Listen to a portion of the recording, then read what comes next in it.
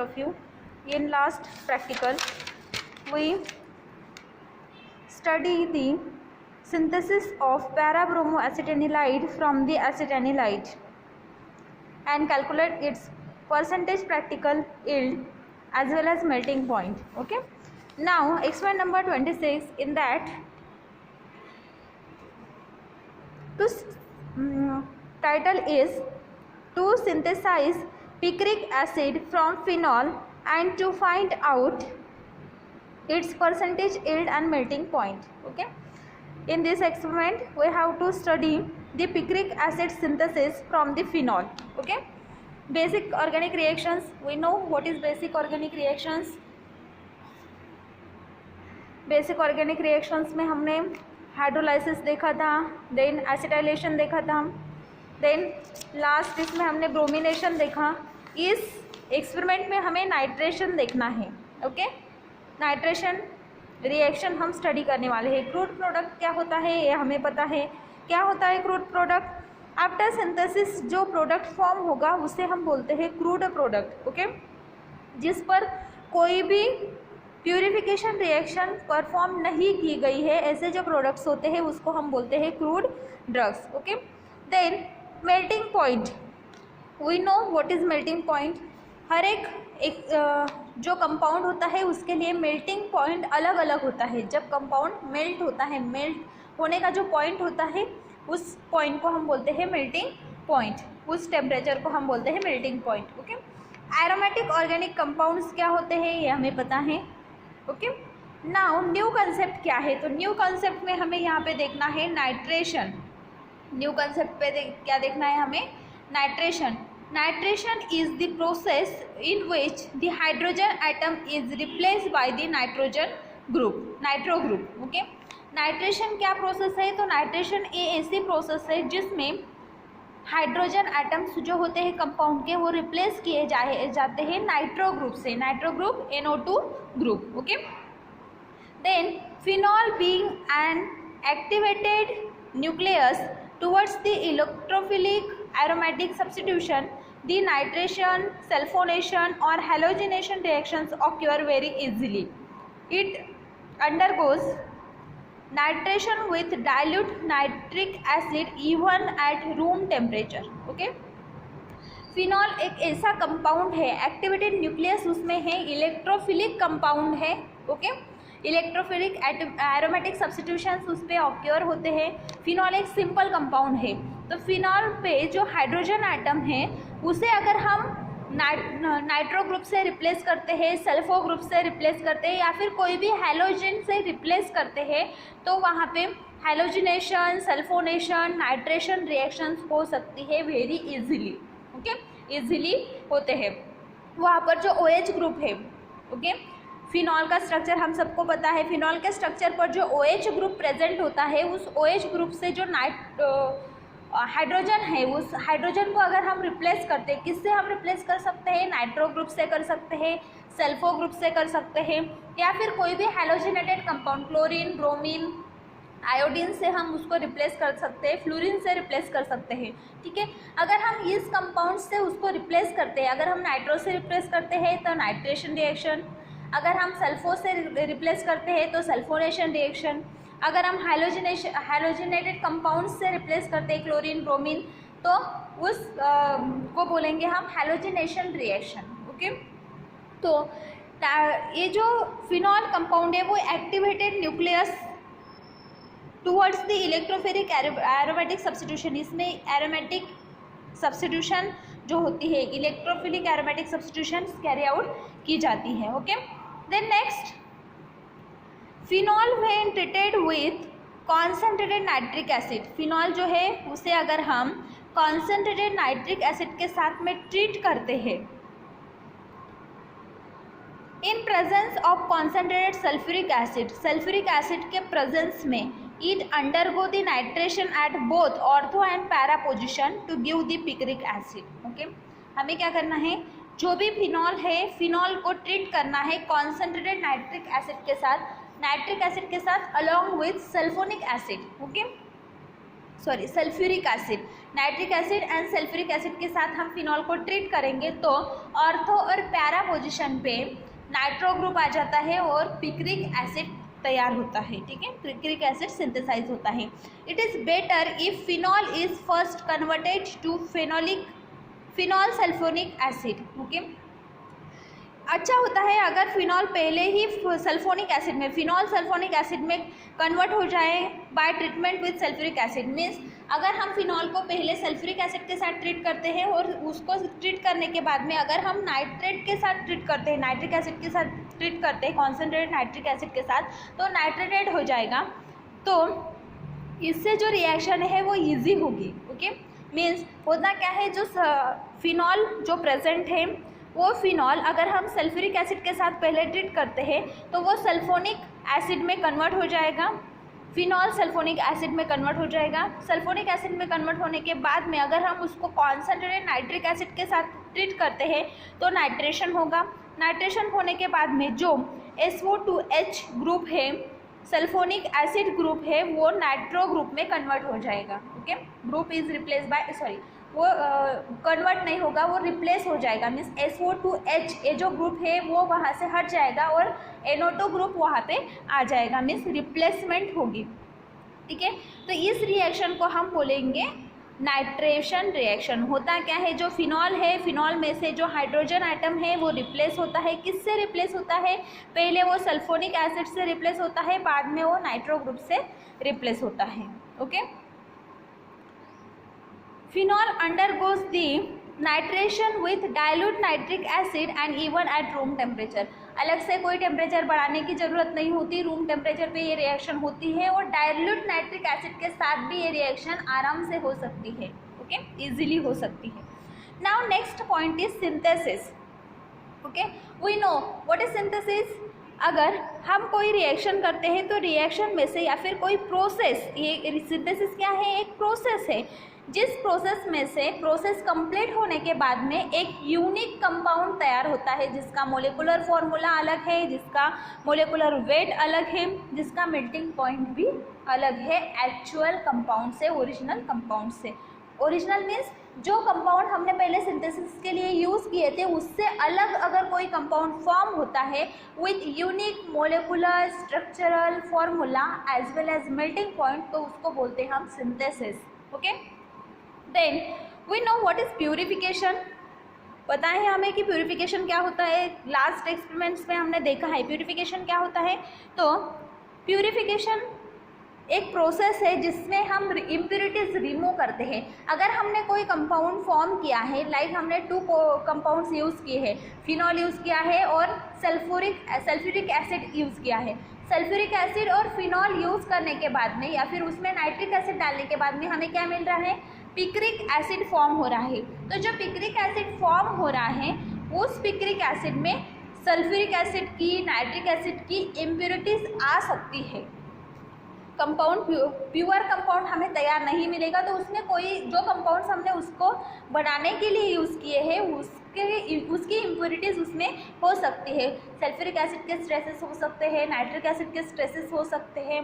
ठीक है, तो हम उसको रिमूव कैसे करेंगे? तो बाय प्यूरिफिकेशन प्रोसेस, प्यूरिफिकेशन से हम उसको रिमूव करेंगे। और अगर कोई अदर भी कंपाउंड है, अदर भी इम्प्योरिटीज़ है, फॉरेन ऑर्गेनिक मैटर है, तो वो भी हम रिमूव करेंगे। तो रिमूव कैसे करते हैं?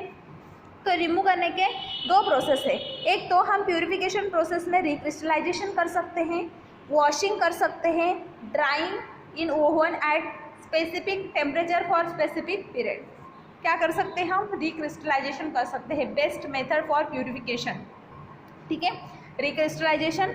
सेकेंड आता है हम क्या करेंगे? वॉशिंग करेंगे। जो कंपाउंड फॉर्म हुआ है उसे हम वाटर से वॉश करेंगे, हॉट वाटर से वॉश करेंगे या फिर कोई भी ऑर्गेनिक सॉल्वेंट से हम उसको वॉश करेंगे।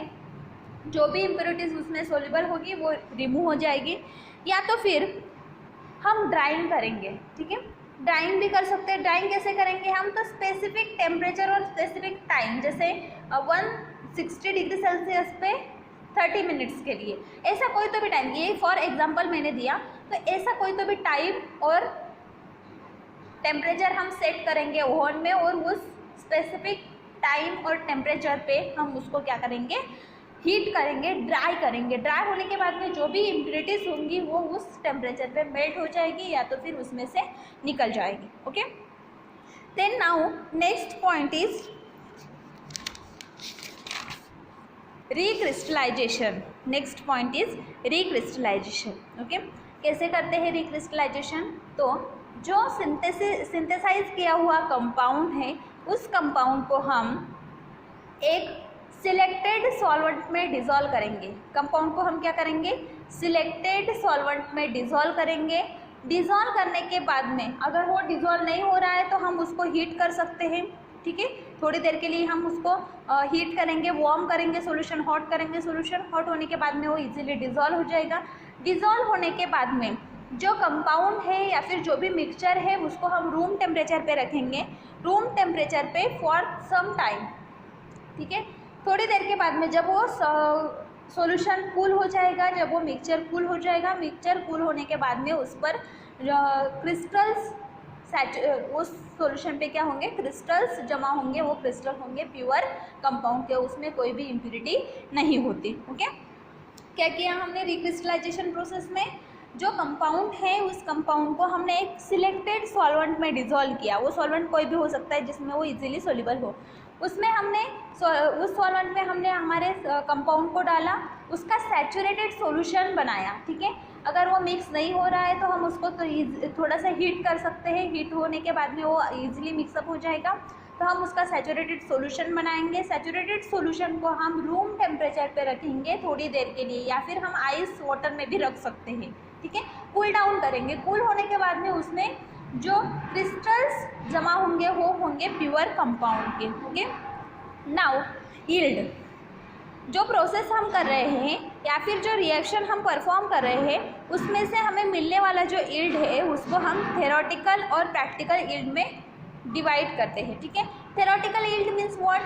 जो हम थ्योरेटिकली कैलकुलेट करेंगे। ठीक है, थ्योरेटिकल मीन्स जो वेट ऑफ द प्रोडक्ट है, जितने प्रोडक्ट हमने यूज़ किए हैं उस यूज़ किए हुए प्रोडक्ट्स का जो मोलिकुलर वेट है उसे हम थ्योरेटिकल यील्ड कैलकुलेशन के लिए यूज़ करते हैं। उसमें से जो एक्चुअल प्रोडक्ट हमने सिंथेसाइज किया है उसका जो मोलिकुलर वेट है वो हुआ थ्योरेटिकल यील्ड। ठीक है, उससे हम कैलकुलेट करेंगे। प्रैक्टिकल यील्ड क्या होता है? तो आफ्टर सिंथेसिस जो कंपाउंड हमें मिला है उसका एक्चुअल वेट कितना है उसको बोलोगे आप practical yield. Okay, now percentage yield. Percentage yield calculate करने के लिए हम एक फॉर्मूला यूज़ करते हैं। Percentage yield is equal to practical yield upon theoretical yield into 100। Okay, practical yield upon theoretical yield into 100। Okay, इस फॉर्मूला को use करके हम हमारा जो भी प्रैक्टिकल यील्ड है उसे जो भी परसेंटेज यील्ड है उसे कैलकुलेट करेंगे। नाउ केमिकल रिएक्शन हम देखेंगे। ओके, केमिकल रिएक्शन दिया गया है यहाँ पे। रिएक्शन टाइप जो है वो है nitration reaction. Okay, nitro group यहाँ पे अटैच हो रहा है, नाइट्रो ग्रुप से एच ग्रुप को हम रिप्लेस कर रहे हैं, तो ये क्या है? नाइट्रेशन रिएक्शन है। क्या होता है यहाँ पे? फिनॉल हमें पता है, फिनॉल का मोलिकुलर वेट है 94। ओके, देन ये जो फिनॉल का स्ट्रक्चर है, फिनॉल में हम H2SO4 डालते हैं, सल्फ्यूरिक एसिड डालते हैं। सल्फ्यूरिक एसिड डालने के बाद में ये जो SO4 है ये यहाँ पे आ जाएगा SO2H। ओके, देन बाद में क्या होगा? तो बाद में हम जब नाइट्रिक एसिड डालते हैं, कॉन्सेंट्रेटेड नाइट्रिक एसिड डालते हैं, तब वो जो SO2H ग्रुप है वो निकल जाएगा और NO2 ग्रुप यहाँ पे अटैच हो जाएगा। ठीक है, तो ऐसी जो रिएक्शन होती है तो यहाँ पे नहीं, तो यहाँ पे जो H है ये यहाँ से रिमूव होगा और ऑर्थो पोजीशन से और पैरा पोजीशन पे ये ग्रुप अटैच हो जाएगा। ठीक है, तो फिनॉल जो है, फिनॉल में हम पहले सल्फ्यूरिक एसिड डालते हैं। सल्फ्यूरिक एसिड डालने के बाद में हम क्या डालते हैं? नाइट्रिक एसिड डालते हैं। बाद में हमें ये प्रोडक्ट मिलता है। ऑर्थो और पैरा पोजीशन पे नाइट्रो ग्रुप हम अटैच हो जाएगा तीनों पोजीशन पे। ठीक है, 3 पोजीशन पे ये ग्रुप अटैच होता है, 2nd पोजीशन, 4th पोजीशन और 6th पोजीशन पे। ठीक है, तो पिक्रिक एसिड जो फॉर्म होता है उसका मोलिकुलर वेट है 229।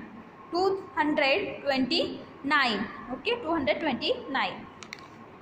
स्टेप वाइज प्रोसीजर हम देखेंगे। प्रोसीजर क्या है? तो weigh the 4 gram of phenol. हमें 4 ग्राम फिनॉल लेना है। अगर फिनॉल सॉलिड है तो 4 ग्राम लेंगे, अगर फिनॉल लिक्विड है तो 5 ml फिनॉल हम लेंगे, लिक्विफाइड फिनॉल लेंगे। देन उसको हम 500 ml round bottom 500 ml flat bottom flask जो होता है उसमें हम उसको डालेंगे। ठीक है, इसमें डालेंगे 500 ml का जो फ्लैट बॉटम फ्लास्क होता है उसमें हम उसको डालेंगे।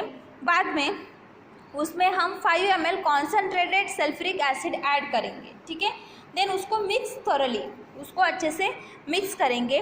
जो रिएक्शन है वो एक्सोथर्मिक रिएक्शन है, मीन्स उसमें से क्या बोलेंगे हम, उसमें से हीट प्रोड्यूस होगी। एक्सोथर्मिक रिएक्शन है, उसमें से क्या होगी, हीट प्रोड्यूस होगी। जो मिक्सचर है वो क्या हो जाएगा, वार्म हो जाएगा, हीट हो जाएगा, हॉट हो जाएगा। ठीक है, बाद में heat the flask on water bath for 30 minutes to complete the formation of phenol sulphonic acid. Cool the flask thoroughly in ice water mixture. Okay, then जो रिएक्शन हुई है एक्सोथर्मिक रिएक्शन, वो हॉट जो मिक्सचर था उसको हम फिर से हीट करेंगे। कितना हीट करेंगे, तो 30 मिनट्स के लिए हम उसको हीट करेंगे वाटर बाथ पे। बाद में 30 मिनट्स के बाद में उसमें फिनॉल सल्फोनिक एसिड फॉर्म हो जाएगा। फिर हम उस मिक्सचर को कूल होने देंगे। कूल होने के बाद में place the flask on wooden surface at fume cupboard and immediately 15 ml of concentrated nitric acid and mix thoroughly by shaking for few seconds. Okay, then बाद में हम क्या करेंगे, हीट होने के बाद में वो जो फ्लास्क है उसको हम वुडन सरफेस पे रखेंगे फ्यूमिंग कपबोर्ड में। ठीक है, बाद में हम उसमें 15 ml नाइट्रिक एसिड ऐड करेंगे। कितना, 15 ml कॉन्सेंट्रेट नाइट्रिक एसिड हम ऐड करेंगे immediately. Then vigorous reaction take place, harmless red nitrous fumes comes out from the flask.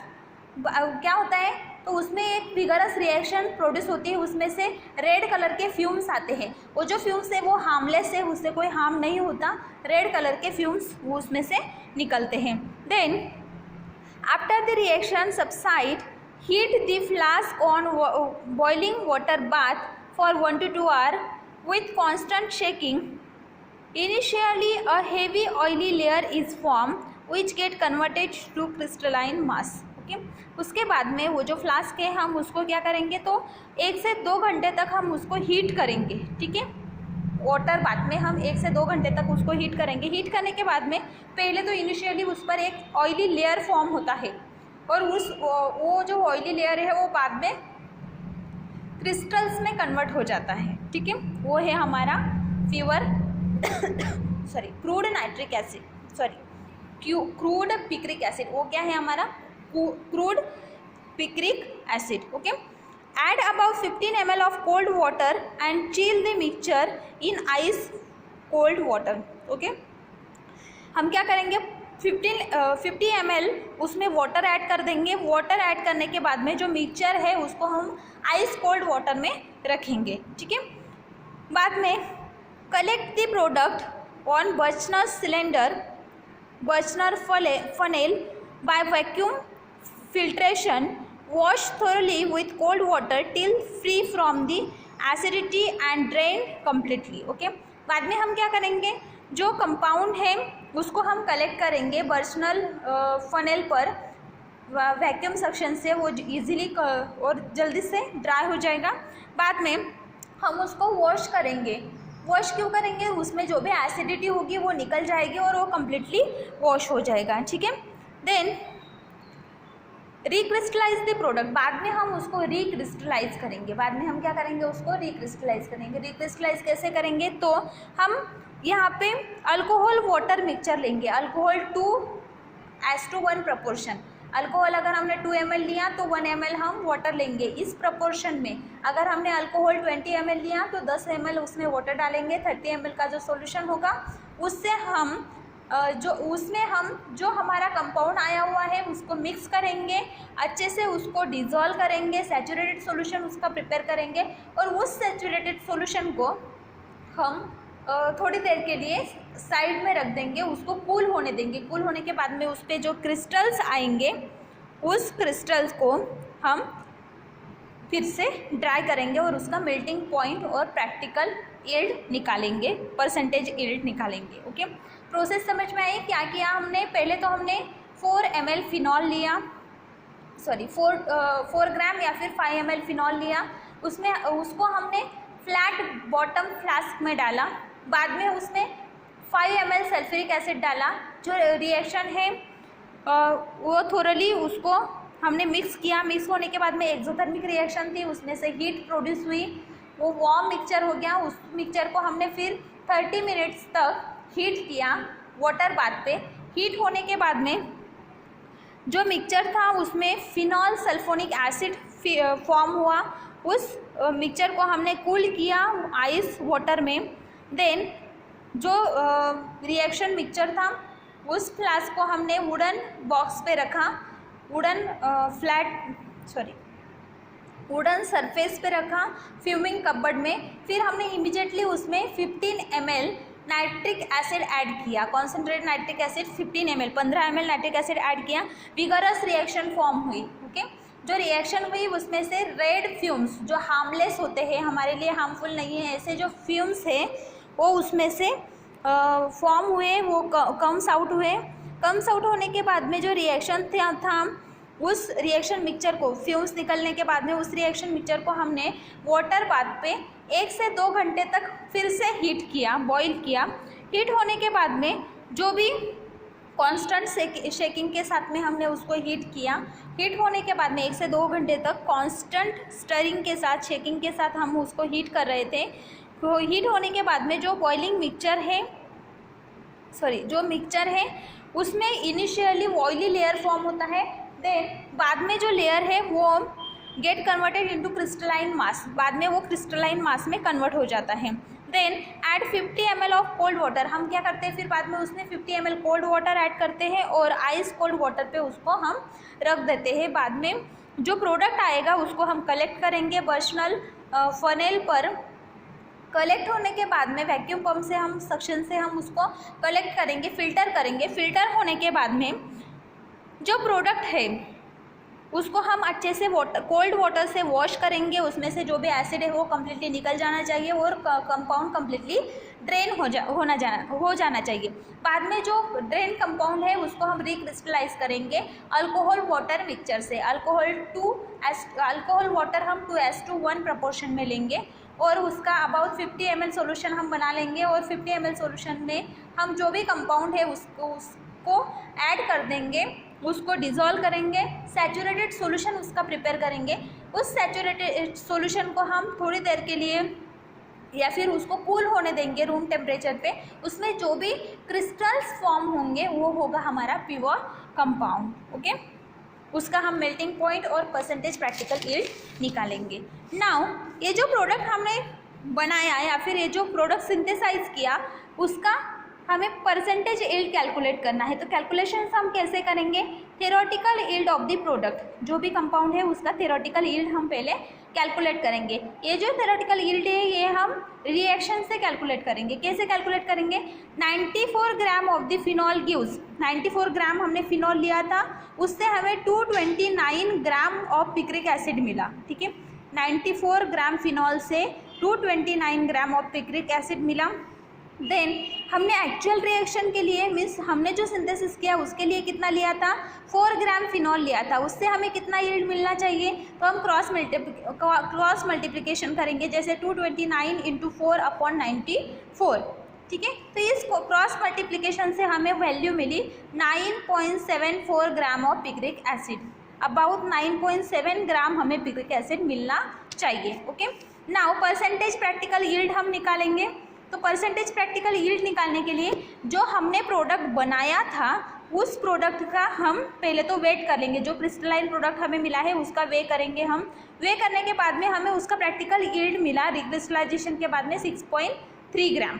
ठीक है, तो हम इस फॉर्मूला में वैल्यू डालेंगे। Percentage practical yield is equal to practical yield upon theoretical yield into 100। Practical yield कितना है? 6.3 ग्राम और परसेंटेज थ्योरेटिकल यील्ड कितना है 9.474 ग्राम इंटू 100। ओके, जो भी आएगा वो होगा हमारा परसेंटेज यील्ड। कभी परसेंटेज यील्ड जो हम सिंथेसिस करते हैं उसका 100% नहीं आता, हाँ अप्रोक्स 99, 98, 97 आ सकता है अगर हम रिएक्शन एक्यूरेट करते हैं तो। ओके, लेकिन अगर रिएक्शन में कुछ भी मिस्टेक होती है और हम जो रिएक्शन मैन्युअली परफॉर्म करते हैं उसमें कुछ ना कुछ थोड़ा बहुत इधर उधर हो जाता है तो पूरा 100% यील्ड कभी नहीं आता, थोड़ा बहुत इधर उधर हो सकता है। इसमें हमें 64% यील्ड मिला है, ये बहुत ही कम है, इतना यील्ड कम नहीं होना चाहिए। ठीक है, यील्ड जो है वो +5% ज़्यादा हो सकता है, +5% कम हो सकता है। ठीक है, लेकिन 5% से ज़्यादा अगर वेरिएशन है तो हमने जो सिंथेसिस किया है उसमें बहुत सारे मिस्टेक्स हमने किए हैं। ओके, ठीक है, तो ये आपका लास्ट सिंथेसिस का प्रैक्टिकल था। इसके बाद में आपको सिर्फ 2 लैबोरेटरी के प्रैक्टिकल्स है जो हम नेक्स्ट इसमें लेंगे। ठीक है, तो यहाँ पे आपके जो एक्चुअल वर्किंग वाले जो भी एक्सपेरिमेंट्स है, मीन्स आपके जो systematic qualitative and quantitative analysis थे या फिर जो सिंथेसिस थे या फिर जो केमिकल टेस्ट थे, तो ये सब आपका हो गया कंप्लीट। जो भी वर्किंग के प्रैक्टिकल्स थे वो हो गए हैं। नेक्स्ट जो प्रैक्टिकल्स है उसमें आपको वर्किंग का प्रैक्टिकल नहीं है, नेक्स्ट प्रैक्टिकल हम नेक्स्ट एक्सपेरिमेंट में लेंगे, मीन्स नेक्स्ट प्रैक्टिकल में लेंगे। ठीक है, थैंक यू।